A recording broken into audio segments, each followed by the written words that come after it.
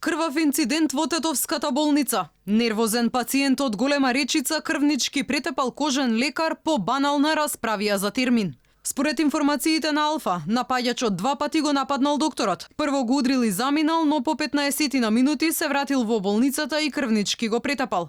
Лекарот во безсознание со возило на итната помош бил префрлен на скопските клиники. Имал сериозни повреди на главата. Инцидентот го потврди МВР. Настанот во полиција бил пријавен утрово во 9 часот. 45 годишен лекар со иницијали АЕ, кој работел на кожното оделение, бил физички нападнат од 43 годишниот пациент АБ од Голема Речица. Напаѓачот е приведен и задржан во полициска станица. Министерот за здравство потврди, специјалистот бил хоспитализиран на неврохирургија и бил во добра здравствена состојба.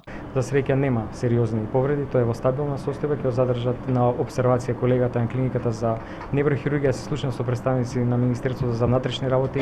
Наистина не знам што точно се случило, така да дозволите у текот на денот да излеземе со информација.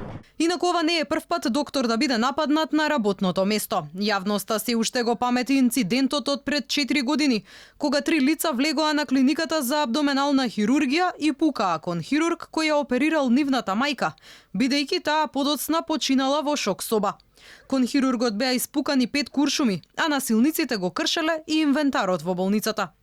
Минатата година пак докторка од Кочани за малку ќе беше задавена од човек кој инсистирал неговата мајка да добие приоритет пред другите пациенти.